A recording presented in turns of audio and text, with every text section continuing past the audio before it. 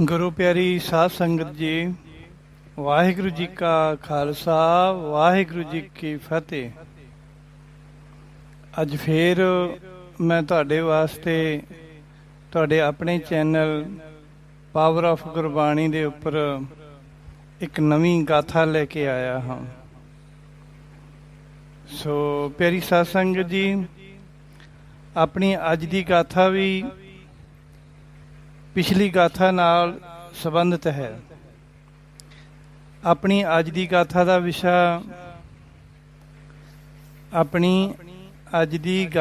ਵਿਸ਼ਾ ਹੈ ਸੰਤਾਂ ਦੀ ਫੋਟੋ ਦੇ ਬਰਾਬਰ ਮੇਰੀ ਫੋਟੋ ਰੱਖ ਕੇ ਉਹਨਾਂ ਨੇ ਗਲਤੀ ਕੀਤੀ। ਸੋ ਦੋਸਤੋ, ਮੈਂ ਹਰ ਵਾਰ ਆਪਣੇ ਪਿਆਰਿਆਂ ਨੂੰ ਬੇਨਤੀ ਕਰਦਾ ਹਾਂ ਕਿ ਮੈਂ ਕੋਈ ਮਹਾਨ ਵਿਅਕਤੀ ਨਹੀਂ ਹਾਂ ਅਤੇ ਨਾ ਹੀ ਮਹਾਨ ਵਿਅਕਤੀ ਬਣਨ ਦੀ ਮੇਰੀ ਕੋਈ ਇੱਛਾ ਹੈ। ਮੈਂ ਨਹੀਂ ਚਾਹੁੰਦਾ ਕਿ ਲੋਕ ਮੇਰੇ ਨਾਲ ਜੁੜਨ। I no need mob.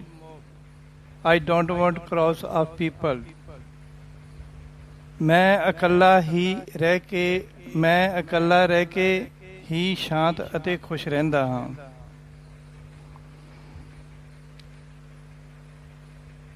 ਸੰਸਾਰ ਉੱਤੇ ਬਹੁਤ ਸਾਰੇ ਸੰਤ ਮਹਾਂਪੁਰਖ ਹਨ ਜਿਨ੍ਹਾਂ ਕੋਲ ਜਾ ਕੇ ਅਸੀਂ ਆਪਣੇ ਦੁੱਖੜੇ ਰੋ ਸਕਦੇ ਹਾਂ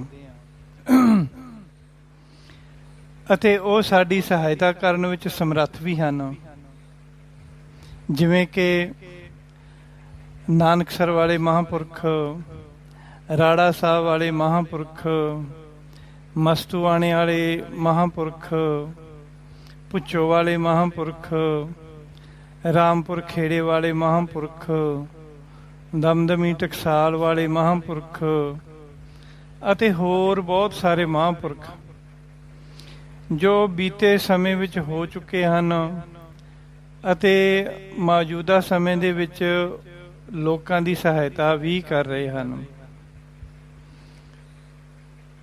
ਪਾਵਨ ਬਾਣੀ ਵਿੱਚ ਸਤਿਗੁਰੂ ਜੀ ਦਾ ਵਾਕ ਹੈ, ਜਗਤ ਜਲੰਦਾ ਰੱਖ ਲੈ ਆਪਣੀ ਕਿਰਪਾ ਧਾਰ, ਜਿਤ ਦੁਆਰੈ ਉਭਰੈ ਤਿਤੈ ਲਹਿਓ ਉਵਾਰ। ਇਹਨਾਂ ਪੰਕਤੀਆਂ ਦਾ ਅਰਥ ਹੈ ਕਿ ਸਤਿਗੁਰੂ ਅਮਰਦਾਸ ਜੀ ਬਚਨ ਕਰਦੇ ਹਨ ਕਿ ਹੇ ਦੁਨੀਆ ਦੇ ਮਾਲਕ ਈਸ਼ਵਰ, ਸਾਰਾ ਜਗਤ ਦੁੱਖਾਂ ਦੀ ਅੱਗ ਵਿੱਚ ਸੜ ਬਲ ਰਿਹਾ ਹੈ, ਤੂੰ ਇਹਨਾਂ ਉੱਤੇ ਰਹਿਮ ਕਰ। ਜਿਸ ਵੀ ਤਰੀਕੇ ਦੇ ਨਾਲ ਜਾਂ ਜਿਸ ਵੀ ਦਰਵਾਜ਼ੇ ਉੱਤੇ ਜਾ ਕੇ ਇਹ ਜੀਵ ਫਰਿਆਦ ਕਰਦੇ ਹਨ, ਉੱਥੋਂ ਹੀ ਇਹਨਾਂ ਦੀ ਝੋਲੀ ਵਿੱਚ ਰਹਿਮ ਅਤੇ ਸੁੱਖਾਂ ਦੀ ਭੀਖ ਪਾ ਦੇ ਅਤੇ ਇਹਨਾਂ ਦਾ ਉਧਾਰ ਕਰ। ਗੁਰੂ ਦੀ ਮਿਹਰ ਨਾਲ ਮੇਰੇ ਮਨ ਦੇ ਖਿਆਲ ਵੀ ਕੁਝ ਐਸੇ ਹੀ ਹਨ ਕਿ ਮਨੁੱਖ ਮਨਮਤੀਆਂ ਦੇ ਦਰਾਂ ਨੂੰ ਛੱਡ ਕੇ ਗੁਰਬਾਣੀ ਦੀ ਸ਼ਰਨ ਵਿੱਚ ਜਾਣ ਅਤੇ ਜਾਂ ਫਿਰ ਗੁਰਬਾਣੀ ਦੇ ਪ੍ਰੇਮੀ ਸੰਤਾਂ ਮਹਾਂਪੁਰਖਾਂ ਦੀ ਸ਼ਰਨ ਵਿੱਚ ਚਲੇ ਜਾਣ ਅਤੇ ਸੁੱਖਾਂ ਦੇ ਨਿਧਾਨ ਨੂੰ ਪ੍ਰਾਪਤ ਕਰਨ। ਦੋਸਤੋ, ਮੈਂ ਆਪਣੇ ਚੰਗੇ ਅਤੇ ਮਾੜੇ ਤਜਰਬੇ ਆਪ ਜੀ ਨਾਲ ਸਾਂਝੇ ਕਰ ਰਿਹਾ ਹਾਂ। ਇਹ ਗਾਥਾ ਹੈ ਤਾਂ ਕੁਝ ਅਟਪਟੀ ਜੀ, ਪਰ ਹੈ ਇਹਦੇ ਵਿੱਚ ਸੱਚਾਈ ਇਹ ਹੈ ਕਿ ਅਸੀਂ ਆਪ ਹੀ ਅਤੇ ਆਪਣੀ ਸ਼ਰਧਾ ਨਾਲ ਹੀ ਬੰਦੇ ਨੂੰ ਭਗਵਾਨ ਬਣਾ ਦਿੰਦੇ ਹਾਂ ਅਤੇ ਆਪ ਹੀ ਅਸ਼ਰਧਕ ਹੋ ਕੇ ਬੰਦੇ ਨੂੰ ਪਿੱਛੇ ਕਰ ਦਿੰਦੇ ਹਾਂ ਅਤੇ ਉਸ ਦੀ ਨਿੰਦਿਆ ਕਰਕੇ ਉਸ ਨੂੰ ਮਿੱਟੀ ਵਿੱਚ ਮਿਲਾਉਣ ਦੀ ਕੋਸ਼ਿਸ਼ ਕਰਦੇ ਹਾਂ। ਬੰਦਾ ਉਹੀ ਹੁੰਦਾ ਪਰ ਉਸ ਦੇ ਪ੍ਰਤੀ ਸਾਡੇ ਖਿਆਲ ਬਦਲ ਜਾਂਦੇ ਹਨ। ਜਿਹੜੇ ਬੰਦੇ ਨੂੰ ਅਸੀਂ ਬਹੁਤ ਪਿਆਰ ਕਰਦੇ ਹੁੰਦੇ ਹਾਂ, ਸਾਡੇ ਵਿਚਾਰ ਬਦਲ ਜਾਣ ਨਾਲ ਅਸੀਂ ਉਸੇ ਬੰਦੇ ਨੂੰ ਹੀ ਨਫ਼ਰਤ ਕਰਨ ਲੱਗ ਜਾਂਦੇ ਹਾਂ। ਬੰਦਾ ਉਹੀ ਹੁੰਦਾ, ਉਹੀ ਦੋ ਲੱਤਾਂ ਹੁੰਦੀਆਂ ਹਨ, ਉਹੀ ਦੋ ਹੱਥ ਹੁੰਦੇ ਹਨ, ਉਹੀ ਨੱਕ ਕੰਨ ਮੂੰਹ ਹੁੰਦਾ। ਉਸ ਦਾ ਕੁਝ ਵੀ ਨਹੀਂ ਬਦਲਿਆ ਹੁੰਦਾ, ਨਾ ਹੀ ਉਸ ਦੇ ਸਿਰ ਉੱਤੇ ਸਿੰਗ ਆਏ ਹੁੰਦੇ ਹਨ, ਪਰ ਸਾਡੀ ਸੋਚ ਵਿੱਚ ਉਹ ਸਾਨੂੰ ਰਾਖਸ਼ ਦਿਸਣ ਲੱਗ ਜਾਂਦਾ ਹੈ। ਨਿੰਦਣਯੋਗ ਅਤੇ ਨਫ਼ਰਤ ਦੇ ਯੋਗ ਹੋ ਜਾਂਦਾ ਹੈ। ਇਹ ਗਾਥਾ ਵੀ ਕੁਝ ਐਸੀ ਹੀ ਹੈ। ਚਲੋ ਆਪਾਂ ਗਾਥਾ ਸ਼ੁਰੂ ਕਰਦੇ ਹਾਂ। ਇਹ ਗਾਥਾ ਵੀ ਉਸੇ ਬੀਬੀ ਦੀ ਹੈ ਜਿਸ ਦਾ ਬੱਚਾ ਚਿਰਾਂ ਬਾਅਦ ਘਰ ਆਇਆ ਸੀ, ਜਿਸ ਦੇ ਬੱਚੇ ਦਾ ਵਿਆਹ 9/9/9 ਨੂੰ ਹੋਇਆ ਸੀ। ਜਦੋਂ ਮੈਂ 2010 ਵਿੱਚ ਹਾਂਗਕਾਂਗ ਗਿਆ ਸੀ ਤਾਂ ਇਸ ਪਰਿਵਾਰ ਨੇ ਮੈਨੂੰ ਪ੍ਰਸ਼ਾਦਾ ਛਕਾਉਣ ਵਾਸਤੇ ਆਪਣੇ ਘਰ ਆਉਣ ਲਈ ਬੇਨਤੀ ਕੀਤੀ, ਆਪਣੇ ਘਰ ਬੁਲਾਇਆ। ਉਹਨਾਂ ਦੇ ਸੱਦੇ ਉੱਤੇ ਮੈਂ ਉਹਨਾਂ ਦੇ ਘਰ ਪ੍ਰਸ਼ਾਦਾ ਛਕਣ ਵਾਸਤੇ ਚਲਿਆ ਗਿਆ। ਉਹਨਾਂ ਦੇ ਘਰ ਇੱਕ ਕਮਰੇ ਵਿੱਚ ਪੂਜਾ ਸਥਲ ਬਣਿਆ ਹੋਇਆ ਸੀ, ਜਿੱਥੇ ਸ੍ਰੀ ਗੁਰੂ ਗ੍ਰੰਥ ਸਾਹਿਬ ਜੀ ਦੀਆਂ ਸੈਂਚੀਆਂ ਦਾ ਪ੍ਰਕਾਸ਼ ਸੀ। ਸ਼ਾਮ ਦਾ ਵੇਲਾ ਸੀ। ਅਸੀਂ ਸਾਰਿਆਂ ਨੇ ਉੱਥੇ ਬੈਠ ਕੇ ਰਹਿਰਾਸ ਸਾਹਿਬ ਜੀ ਦਾ ਪਾਠ ਕੀਤਾ ਅਤੇ ਅਰਦਾਸ ਕੀਤੀ। ਜਦੋਂ ਕਮਰੇ ਵਿੱਚ ਪਈਆਂ ਤਸਵੀਰਾਂ ਰੂਪੀ ਸਰੂਪਾਂ ਉੱਤੇ ਮੇਰੀ ਨਜ਼ਰ ਪਈ ਤਾਂ ਮੈਂ ਬਹੁਤ ਹੈਰਾਨ ਹੋਇਆ। ਉੱਥੇ ਗੁਰੂ ਸਾਹਿਬਾਨ ਦੇ ਸਰੂਪਾਂ ਦੇ ਨਾਲ ਨਾਲ ਸਰਹਾਲੀ ਵਾਲੇ ਮਹਾਂਪੁਰਖਾਂ ਦੀ ਤਸਵੀਰ ਵੀ ਲੱਗੀ ਹੋਈ ਸੀ ਅਤੇ ਉਸ ਦੇ ਨਾਲ ਹੀ ਘਰ ਵਾਲਿਆਂ ਨੇ ਮੇਰੀ ਤਸਵੀਰ ਲਾ ਰੱਖੀ ਸੀ। ਇਹ ਦੇਖ ਕੇ ਮੈਂ ਕੰਬ ਜਾ ਗਿਆ ਸੀ, ਪਰ ਮੈਨੂੰ ਆਪਣਾ ਗੁੱਸਾ ਦਿਖਾਉਣਾ ਨਹੀਂ ਆਉਂਦਾ, ਜਾਂ ਇਸ ਤਰ੍ਹਾਂ ਕਹਿ ਲਵੋ ਕਿ ਮੈਂ ਆਪਣੇ ਗੁੱਸੇ ਨੂੰ ਸੰਭਾਲ ਸਕਦਾ। ਮੈਂ ਗੁੱਸੇ ਵਾਲਾ ਕੋਈ ਵੀ ਸ਼ਬਦ ਬੋਲਣ ਤੋਂ ਪਹਿਲਾਂ 100 ਵਾਰ ਸੋਚਦਾ।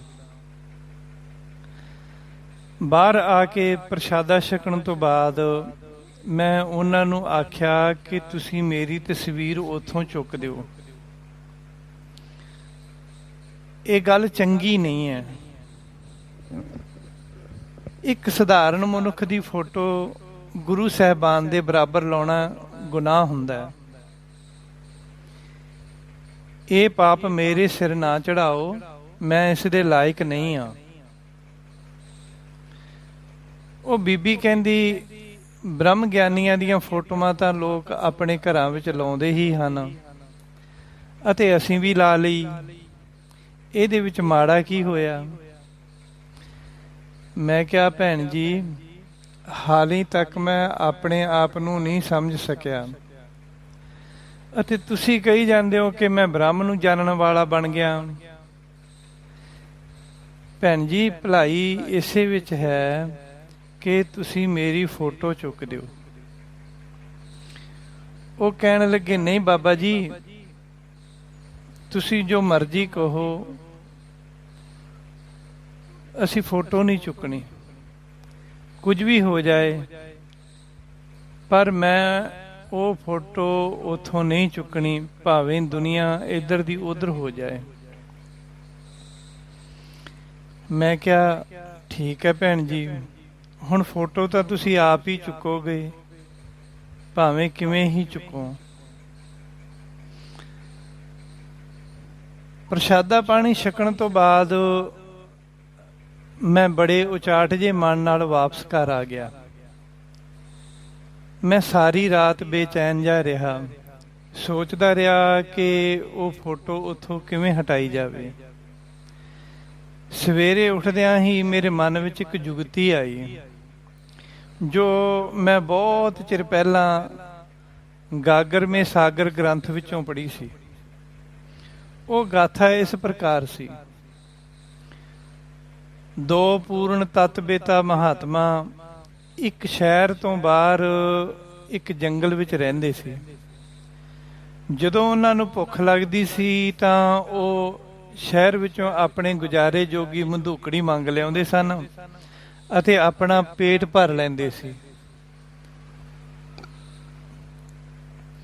ਇੱਕ ਵਾਰ ਸ਼ਿਕਾਰ ਖੇਡਣ ਆਏ ਰਾਜੇ ਨੇ ਉਹਨਾਂ ਕੋਲ ਬੈਠ ਕੇ ਉਹਨਾਂ ਦੇ ਬਚਨ ਸੁਣੇ ਅਤੇ ਫਿਰ ਉਹ ਰਾਜਾ ਉਹਨਾਂ ਦਾ ਸ਼ਰਧਾਲੂ ਬਣ ਗਿਆ। ਉਹ ਰਾਜਾ ਰੋਜ਼ ਹੀ ਮਹਾਤਮਾ ਕੋਲ ਆ ਕੇ ਬੈਠ ਜਾਇਆ ਕਰੇ ਅਤੇ ਉਹਨਾਂ ਦੇ ਬਚਨ ਸੁਣਨ ਤੋਂ ਬਾਅਦ ਆਪਣੀ ਰਾਜਨੀਤੀ ਦੀਆਂ ਗੱਲਾਂ ਵੀ ਕਰਿਆ ਕਰੇ। ਇਸ ਤਰ੍ਹਾਂ ਰਾਜਾ ਬਹੁਤ ਦੇਰ ਤੱਕ ਉਹਨਾਂ ਕੋਲ ਬੈਠਾ ਰਹਿੰਦਾ ਸੀ, ਜੋ ਕਿ ਮਹਾਤਮਾ ਨੂੰ ਉਸ ਦੀ ਇਹ ਗੱਲ ਚੰਗੀ ਨਹੀਂ ਲੱਗਦੀ ਸੀ, ਕਿਉਂਕਿ ਮਹਾਤਮਾ ਦਾ ਬਹੁਤ ਸਾਰਾ ਸਮਾਂ ਰਾਜੇ ਦੀਆਂ ਗੱਲਾਂ ਵਿੱਚ ਹੀ ਲੰਘ ਜਾਂਦਾ ਸੀ, ਜਿਸ ਕਰਕੇ ਸੰਤਾਂ ਦਾ ਭਜਨ ਬੰਦਗੀ ਵਾਲਾ ਸਮਾਂ ਘਟਦਾ ਜਾ ਰਿਹਾ ਸੀ। ਇੱਕ ਵਾਰ ਮਹਾਤਮਾ ਨੇ ਰਾਜੇ ਦੀ ਸ਼ਰਧਾ ਤੋੜਨ ਵਾਸਤੇ ਅਤੇ ਉਸ ਦਾ ਆਉਣਾ ਬੰਦ ਕਰਨ ਵਾਸਤੇ ਇੱਕ ਤਰਕੀਬ ਬਣਾਈ। ਇੱਕ ਦਿਨ ਜਦ ਰਾਜੇ ਦੇ ਆਉਣ ਦਾ ਸਮਾਂ ਹੋਇਆ ਤਾਂ ਰਾਜੇ ਨੂੰ ਆਉਂਦਿਆਂ ਦੇਖ ਕੇ ਉਹ ਦੋਵੇਂ ਮਹਾਤਮਾ ਇੱਕ ਰੋਟੀ ਹੱਥ ਵਿੱਚ ਫੜ ਕੇ ਆਪਸ ਵਿੱਚ ਲੜ ਰਹੇ ਸਨ ਅਤੇ ਗੁੱਸੇ ਨਾਲ ਇੱਕ ਦੂਜੇ ਨੂੰ ਕਹਿ ਰਹੇ ਸੀ ਕਿ ਇਹ ਰੋਟੀ ਮੇਰੀ ਹੈ, ਇਸ ਨੂੰ ਮੈਂ ਖਾਵਾਂਗਾ, ਮੈਂ ਬੜੀ ਮੁਸ਼ਕਲ ਨਾਲ ਸ਼ਹਿਰ ਵਿੱਚੋਂ ਮੰਗ ਕੇ ਲਿਆਇਆ ਹਾਂ। ਦੂਜਾ ਸਾਧੂ ਕਹਿੰਦਾ, ਮੈਂ ਤੇਰਾ ਗੁਰੂ ਹਾਂ, ਤੇਰਾ ਫਰਜ਼ ਬਣਦਾ ਹੈ ਕਿ ਤੂੰ ਪਹਿਲਾਂ ਆਪਣੇ ਗੁਰੂ ਨੂੰ ਭੋਜਨ ਕਰਾ ਅਤੇ ਬਾਅਦ ਵਿੱਚ ਆਪ ਛਕ। ਇਸ ਰੋਟੀ ਉੱਤੇ ਪਹਿਲਾ ਹੱਕ ਗੁਰੂ ਦਾ ਹੈ, ਇਸ ਲਈ ਇਹ ਰੋਟੀ ਮੇਰੀ ਹੈ ਅਤੇ ਇਸ ਨੂੰ ਮੈਂ ਹੀ ਖਾਵਾਂਗਾ। ਇਸ ਤਰ੍ਹਾਂ ਉਹ ਜ਼ੋਰ-ਜ਼ੋਰ ਦੀ ਲੜ ਰਹੇ ਸਨ ਕਿ ਰੋਟੀ ਮੇਰੀ ਹੈ, ਰੋਟੀ ਮੇਰੀ ਹੈ। ਇਹ ਦੇਖ ਕੇ ਰਾਜੇ ਨੂੰ ਬਹੁਤ ਦੁੱਖ ਹੋਇਆ ਕਿ ਮੈਂ ਤਾਂ ਇਹਨਾਂ ਨੂੰ ਪੂਰਨ ਮਹਾਤਮਾ ਸਮਝਦਾ ਸੀ, ਰੱਜੇ ਹੋਏ ਅਤੇ ਬ੍ਰਹਮ ਗਿਆਨੀ ਸਮਝਦਾ ਸੀ, ਪਰ ਇਹ ਤਾਂ ਰੋਟੀ ਪਿੱਛੇ ਹੀ ਲੜੀ ਜਾਂਦੇ ਆ। ਇਹ ਕਾਹਦੇ ਸੰਤ ਹਨ? ਇਹਨਾਂ ਨਾਲੋਂ ਤਾਂ ਗਰੀਬ ਹੀ ਚੰਗੇ ਹੁੰਦੇ ਆ, ਜੋ ਰੋਟੀ ਵੰਡ ਕੇ ਤਾਂ ਖਾ ਲੈਂਦੇ ਆ। ਇਹ ਤਾਂ ਜਨਮਾਂ ਜਨਮਾਂਤਰਾਂ ਦੇ ਭੁੱਖੇ ਲੱਗਦੇ ਆ। ਮੈਂ ਐਵੇਂ ਹੀ ਇਹਨਾਂ ਉੱਤੇ ਵਿਸ਼ਵਾਸ ਕੀਤਾ ਅਤੇ ਆਪਣਾ ਸਮਾਂ ਬਰਬਾਦ ਕੀਤਾ ਹੈ। ਇਸ ਤਰ੍ਹਾਂ ਰਾਜਾ ਅਸ਼ਰਦਕ ਹੋ ਕੇ ਉੱਥੋਂ ਚਲਾ ਗਿਆ ਅਤੇ ਮੁੜ ਕੇ ਫੇਰ ਕਦੇ ਨਾ ਆਇਆ। ਉਸ ਤੋਂ ਬਾਅਦ ਸੰਤਾਂ ਨੇ ਵੀ ਸੁੱਖ ਦਾ ਸਾਹ ਲਿਆ ਅਤੇ ਆਪਣੀ ਬੰਦਗੀ ਵਿੱਚ ਲੀਨ ਰਹਿਣ ਲੱਗੇ। ਫਿਰ ਮੈਨੂੰ ਇੱਕ ਹੋਰ ਗਾਥਾ ਯਾਦ ਆਈ ਕਿ ਪੱਛਮ ਬੰਗਾਲ ਦੇ ਇੱਕ ਸਾਧੂ ਮਹਾਤਮਾ ਹੋਏ ਹਨ। ਉਹਨਾਂ ਕੋਲ ਬਹੁਤ ਸਾਰੇ ਲੋਕ ਆਉਂਦੇ ਸਨ, ਜਿਨ੍ਹਾਂ ਕਰਕੇ ਮਹਾਤਮਾ ਨੂੰ ਬੰਦਗੀ ਕਰਨ ਦਾ ਬਹੁਤ ਘੱਟ ਸਮਾਂ ਮਿਲਦਾ ਸੀ। ਇੱਕ ਵਾਰ ਉਹਨਾਂ ਕੋਲ ਇੱਕ ਆਦਮੀ ਆਇਆ ਅਤੇ ਆਖਣ ਲੱਗਾ ਕਿ ਹੇ ਸੰਤ ਜੀ, ਤੁਸੀਂ ਮੈਨੂੰ ਆਪਣਾ ਚੇਲਾ ਬਣਾ ਕੇ ਆਪਣੇ ਕੋਲ ਰੱਖ ਲਵੋ, ਮੈਂ ਤੁਹਾਡੀ ਬਹੁਤ ਸੇਵਾ ਕਰਾਂਗਾ। ਮਹਾਤਮਾ ਨੇ ਕਿਹਾ ਕਿ ਮੇਰੀ ਕੁਟੀਆ ਦੇ ਸਾਹਮਣੇ ਜੋ ਉਸ ਕੁਟੀਆ ਦੇ ਵਿੱਚ ਸਾਧੂ ਰਹਿੰਦਾ ਹੈ ਨਾ, ਜੋ ਬਹੁਤ ਗੁੱਸੇ ਵਾਲਾ ਹੈ, ਪਹਿਲਾਂ ਤੂੰ ਉਸ ਦੀ ਸੇਵਾ ਕਰ, ਜੇ ਉਥੋਂ ਸਫਲ ਹੋ ਗਿਆ ਤਾਂ ਤੂੰ ਮੇਰੇ ਕੋਲ ਆ ਜਾਵੀਂ। ਉਹ ਆਦਮੀ ਕਹਿੰਦਾ, ਸਤ ਬਚਨ ਮਹਾਰਾਜ ਜੀ। ਇਹ ਕਹਿ ਕੇ ਉਹ ਸਾਹਮਣੇ ਵਾਲੀ ਕੁਟੀਆ ਵਿੱਚ ਚਲੇ ਗਿਆ ਅਤੇ ਉਸ ਸਾਧੂ ਦੀ ਸੇਵਾ ਵਿੱਚ ਲੱਗ ਗਿਆ। ਹੁਣ ਉਹ ਸੇਵਕ ਚੇਲਾ ਸਾਹਮਣੇ ਵਾਲੀ ਕੁਟੀਆ ਦੇ ਸੰਤ ਦੀ ਹਰ ਵੇਲੇ ਸੇਵਾ ਕਰਿਆ ਕਰੇ। ਉਸ ਸਾਧੂ ਕੋਲ ਬਹੁਤ ਸੰਗਤ ਆਉਂਦੀ ਸੀ ਅਤੇ ਉਹ ਉਹਨਾਂ ਦੀ ਵੀ ਜਲ ਪਾਣੀ ਨਾਲ ਸੇਵਾ ਕਰਦਾ ਰਹਿੰਦਾ ਸੀ। ਉਹ ਰਾਤ ਵੇਲੇ ਸੰਤਾਂ ਦੀ ਮੁੱਠੀ ਚਾਪੀ ਵੀ ਕਰਦਾ ਸੀ।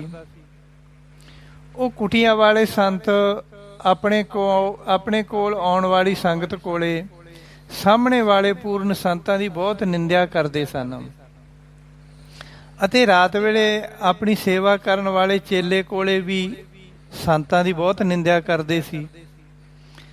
ਇੱਕ ਦਿਨ ਉਹ ਸੇਵਾਦਾਰ ਸਾਹਮਣੇ ਵਾਲੇ ਸੰਤ ਨੂੰ ਛੱਡ ਕੇ ਪੂਰਨ ਸੰਤਾਂ ਕੋਲ ਵਾਪਸ ਆ ਗਿਆ। ਸੰਤਾਂ ਨੇ ਕਿਹਾ ਕਿ ਭਾਈ ਤੂੰ ਵਾਪਸ ਕਿਉਂ ਆ ਗਿਆ? ਉਹਨਾਂ ਸੰਤਾਂ ਦੀ ਸੇਵਾ ਕਰ ਜਾ ਕੇ।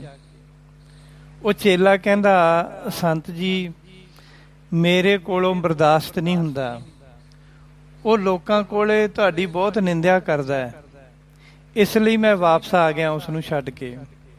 ਹੁਣ ਮੈਂ ਤੁਹਾਡੀ ਹੀ ਸੇਵਾ ਕਰਾਂਗਾ। ਪੂਰਨ ਸੰਤਾਂ ਨੇ ਕਿਹਾ, ਓਏ ਭੋਲਿਆ, ਉਹ ਮੇਰਾ ਹੀ ਚੇਲਾ ਹੈ ਅਤੇ ਮੈਂ ਹੀ ਉਸ ਨੂੰ ਉੱਥੇ ਸੰਤ ਬਣਾ ਕੇ ਬਿਠਾਇਆ ਹੈ। ਆਮ ਕਰਕੇ ਸਾਰੇ ਲੋਕ ਪਹਿਲਾਂ ਉਸ ਕੋਲ ਹੀ ਜਾਂਦੇ ਹਨ, ਫਿਰ ਉਹ ਚੇਲਾ ਉਹਨਾਂ ਲੋਕਾਂ ਕੋਲੇ ਮੇਰੀਆਂ ਬੁਰਾਈਆਂ ਕਰਦਾ ਹੈ। ਜਿਨ੍ਹਾਂ ਦੇ ਅੰਦਰ ਸੱਚੀ ਸ਼ਰਧਾ ਹੁੰਦੀ ਹੈ ਉਹ ਮੇਰੇ ਤੱਕ ਪਹੁੰਚ ਜਾਂਦੇ ਹਨ, ਬਾਕੀ ਕੱਚੇ ਪਿੱਲੇ ਉੱਥੇ ਹੀ ਰਹਿ ਜਾਂਦੇ ਹਨ ਜਾਂ ਭੱਜ ਜਾਂਦੇ ਹਨ। ਸੋ ਸੰਗਤ ਜੀ, ਇਹਨਾਂ ਦੋ ਗਾਥਾਵਾਂ ਦੇ ਸਾਰ ਨੂੰ ਸਮਝ ਕੇ ਮੈਂ ਕੁਝ ਐਸਾ ਕੀਤਾ ਕਿ ਉਸ ਪਰਿਵਾਰ ਵਾਲੇ ਮੇਰੇ ਪ੍ਰਤੀ ਅਸ਼ਰਧਕ ਹੋ ਗਏ। ਉਹਨਾਂ ਨੇ ਮੇਰੇ ਨਾਲ ਖਫਾ ਹੋ ਕੇ ਬੋਲ ਚਾਲ ਬੰਦ ਕਰ ਦਿੱਤੀ। ਫੋਟੋ ਤਾਂ ਫਿਰ ਆਪਣੇ ਆਪ ਹੀ ਚੁੱਕੀ ਜਾਣੀ ਸੀ।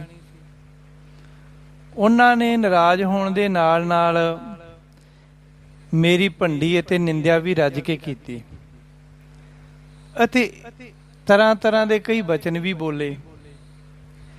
ਮੇਰਾ ਪਰਪਸ ਤਾਂ ਸਿਰਫ ਪੂਜਾ ਸਥਲ ਵਿੱਚੋਂ ਆਪਣੀ ਫੋਟੋ ਹਟਾਉਣਾ ਹੀ ਸੀ।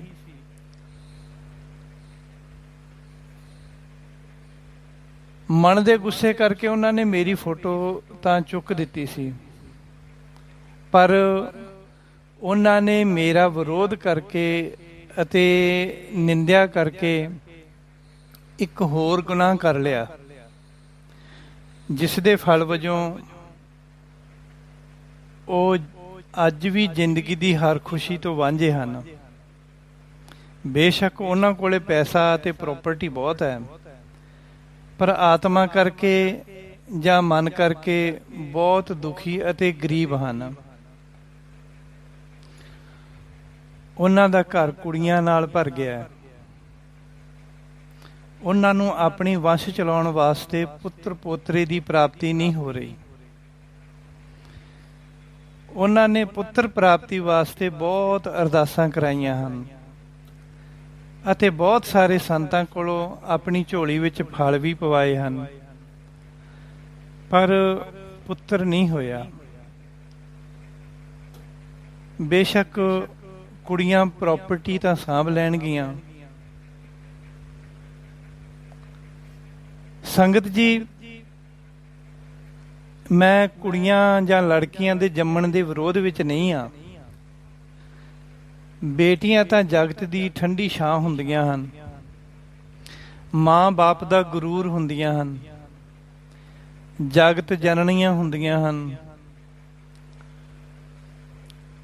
ਸਾਡੇ ਘਰ ਵਿੱਚ ਲੜਕੀ ਨੂੰ ਬਹੁਤ ਸਨਮਾਨ ਦਿੱਤਾ ਜਾਂਦਾ ਹੈ। ਸਾਡੇ ਘਰ ਵਿੱਚ ਲੜਕੀ ਕੋਲੋਂ ਝੂਠੇ ਬਰਤਨ ਨਹੀਂ ਚੁਕਵਾਏ ਜਾਂਦੇ। ਸਾਡੇ ਘਰ ਵਿੱਚ ਕੁਆਰੀ ਲੜਕੀ ਝੂਠੇ ਬਰਤਨ ਨਹੀਂ ਮਾਂਜਦੀ, ਝੂਠੇ ਭਾਂਡੇ ਨਹੀਂ ਮਾਂਜਦੀ, ਦੂਜੇ ਦੀਆਂ ਜੁੱਤੀਆਂ ਨੂੰ ਹੱਥ ਨਹੀਂ ਲਾਉਂਦੀ, ਪੁਰਸ਼ਾਂ ਦੇ ਕਛਹਿਰੇ ਜਾਂ ਅੰਡਰਵੀਅਰ ਨੂੰ ਹੱਥ ਨਹੀਂ ਲਾਉਣ ਦਿੱਤਾ ਜਾਂਦਾ। ਸਾਡੇ ਘਰ ਵਿੱਚ ਲੜਕੀ ਨੂੰ ਪਾਕ ਪਵਿੱਤਰ ਰੂਹ ਮੰਨਿਆ ਜਾਂਦਾ। ਸਾਡੇ ਘਰ ਵਿੱਚ ਲੜਕੀ ਨੂੰ ਕੋਈ ਡਾਂਟਦਾ ਨਹੀਂ, ਕੋਈ ਉਸ ਦਾ ਮੂੰਹ ਨਹੀਂ ਫਟਕਾਰਦਾ, ਉਸ ਨਾਲ ਕੋਈ ਉੱਚੀ ਆਵਾਜ਼ ਵਿੱਚ ਗੱਲ ਵੀ ਨਹੀਂ ਕਰਦਾ। ਆਪਣੀ ਅਤੇ ਦੂਸਰਿਆਂ ਦੀ ਪੁੱਤਰੀ ਦਾ ਸਨਮਾਨ ਕੀਤਾ ਜਾਂਦਾ ਹੈ। ਅਸੀਂ ਲੜਕੀ ਨੂੰ ਜੀ ਕਹਿ ਕੇ ਬੁਲਾਉਂਦੇ ਹਾਂ, ਜਿਵੇਂ ਕਿ ਨਮਨ ਜੀ, ਮਣੀ ਜੀ, ਬਬਨ ਜੀ, ਬਲੀਵ ਜੀ। ਛੋਟੇ ਹੁੰਦਿਆਂ ਤੋਂ ਹੀ ਬਚਪਨ ਵਿੱਚ ਹੀ ਉਸ ਦੇ ਨਿਕਨੇਮ ਦੇ ਨਾਲ ਜੀ ਲਾਇਆ ਜਾਂਦਾ ਹੈ। ਪਰ ਜਿਸ ਘਰ ਵਿੱਚ ਲੋਕ ਲੜਕੀਆਂ ਨੂੰ ਸਰਾਪ ਸਮਝਦੇ ਹਨ, ਜਿਸ ਘਰ ਵਿੱਚ ਆਪਣੀ ਨੂੰਹ ਨਾਲ ਬੁਰਾ ਸਲੂਕ ਹੁੰਦਾ ਹੋਵੇ ਅਤੇ ਆਪਣੀ ਧੀ ਨੂੰ ਸਿਰ ਉੱਤੇ ਬਿਠਾਇਆ ਜਾਵੇ, ਉੱਥੇ ਦੁੱਖਾਂ ਦੀ ਜਲਨ ਹੀ ਹੁੰਦੀ ਹੈ। ਅਤੇ ਨੂੰਹ ਦੇ ਪੇਟੋਂ ਜੰਮੀਆਂ ਕੁੜੀਆਂ ਵਾਸਤੇ ਨੂੰਹ ਨੂੰ ਹੀ ਦੋਸ਼ੀ ਸਮਝਿਆ ਜਾਏ, ਜਿੱਥੇ ਨੂੰਹਾਂ ਨੂੰ ਇਹ ਕਹਿ ਕੇ ਤਾਨੇ ਦਿੱਤੇ ਜਾਂਦੇ ਹਨ ਕਿ ਤੂੰ ਪੱਥਰ ਜੰਮ ਦਿੱਤੇ ਹਨ ਅਤੇ ਹੁਣ ਤੂੰ ਹੀ ਇਹਨਾਂ ਨੂੰ ਸਾਂਭ, ਤਾਂ ਉੱਥੇ ਉਹਨਾਂ ਵਾਸਤੇ ਕੁੜੀਆਂ ਦੁੱਖ ਦਾ ਕਾਰਨ ਹੀ ਹੁੰਦੀਆਂ ਹਨ। ਉਹ ਕੁੜੀਆਂ ਦੇ ਜੰਮਣ ਕਰਕੇ ਬਹੁਤ ਦੁਖੀ ਹੁੰਦੇ ਹਨ। ਇਹੋ ਜਿਹੇ ਮਨੁੱਖ ਧੀਆਂ ਜੰਮਣ ਤੋਂ ਦੁਖੀ ਹਨ। ਤਾਈਓ ਤਾਂ ਉਹ ਪੁੱਤਰ ਪ੍ਰਾਪਤੀ ਵਾਸਤੇ ਅਰਦਾਸਾਂ ਕਰਾਉਂਦੇ ਆ, ਜਾਂ ਕਿਸੇ ਸਾਧੂ ਮਹਾਤਮਾ ਕੋਲੋਂ ਆਪਣੀ ਝੋਲੀ ਵਿੱਚ ਫਲ ਪਵਾਉਂਦੇ ਜਾਂ ਫਲ ਪਵਾਉਣ ਦੀ ਜ਼ਰੂਰਤ ਸਮਝਦੇ ਹਨ। ਪਰ ਜੇ ਸੱਚ ਮੰਨਿਆ ਜਾਏ ਤਾਂ ਧੀਆਂ ਹੀ ਮਾਂ ਬਾਪ ਦਾ ਸੱਚਾ ਸਾਥੀ ਹੁੰਦੀਆਂ ਹਨ। ਸੰਗਤ ਜੀ, ਦਾਸ ਨੇ ਭਾਵੇਂ ਕਿਸੇ ਨੂੰ ਪਲਟ ਕੇ ਜਵਾਬ ਨਹੀਂ ਦਿੱਤਾ, ਪਰ ਗੁਰੂ ਨਾਨਕ ਸਾਹਿਬ ਜੀ ਦੀ ਲਾਠੀ ਵਿੱਚ ਆਵਾਜ਼ ਨਹੀਂ ਹੁੰਦੀ। ਗੁਰੂ ਨਾਨਕ ਸਾਹਿਬ ਜੀ ਦੀ ਚੱਕੀ ਅੱਜ ਵੀ ਲਗਾਤਾਰ ਚੱਲ ਰਹੀ ਹੈ ਅਤੇ ਮਨੁੱਖ ਦੇ ਕਰਮਾਂ ਦੇ ਬੀਜਾਂ ਨੂੰ ਬਹੁਤ ਬਰੀਕ ਬਰੀਕ ਪੀਸਦੀ ਹੈ। ਗੁਰੂ ਨਾਨਕ ਸਾਹਿਬ ਜੀ ਆਪਣੇ ਸੇਵਕਾਂ ਦਾ ਹੱਸਣਾ ਅਤੇ ਰੋਣਾ ਹਰ ਵੇਲੇ ਦੇਖਦੇ ਰਹਿੰਦੇ ਹਨ। ਸੰਗਤ ਜੀ, ਕਦੇ ਵੀ ਕਿਸੇ ਨੂੰ ਬੇਤਹਾਸ਼ਾ ਅਤੇ ਅੰਨੀ ਸ਼ਰਧਾ ਨਾ ਵਿਖਾਓ। ਐਸੀ ਅੰਨੀ ਸ਼ਰਧਾ ਦੀ ਉਮਰ ਨਹੀਂ ਹੁੰਦੀ, ਜਲਦੀ ਹੀ ਟੁੱਟ ਜਾਂਦੀ ਹੈ। ਜਜ਼ਬਾਤੀ ਹੋ ਕੇ ਕਿਸੇ ਦੀ ਵਡਿਆਈ ਵਿੱਚ ਉੱਚੇ ਬੋਲ ਵੀ ਨਾ ਬੋਲੋ, ਤਾਂ ਕਿ ਫੇਰ ਕੋਈ ਸਮਾਂ ਆਉਣ ਉੱਤੇ ਤੁਹਾਨੂੰ ਉਸੇ ਜ਼ਬਾਨ ਨਾਲ ਉਸੇ ਬੰਦੇ ਨੂੰ ਮਾੜੇ ਅਤੇ ਨੀਵੇਂ ਬੋਲ ਬੋਲਣੇ ਪੈਣ, ਜੋ ਬੋਲ ਸਾਨੂੰ ਧੂ ਕੇ ਨਰਕਾਂ ਵਿੱਚ ਲੈ ਜਾਂਦੇ ਹਨ। ਸੰਗਤ ਜੀ, ਬਾਕੀ ਅਗਲੀ ਵੀਡੀਓ ਵਿੱਚ। ਵਾਹਿਗੁਰੂ ਜੀ ਕਾ ਖਾਲਸਾ, ਵਾਹਿਗੁਰੂ ਜੀ ਕੀ ਫਤਿਹ।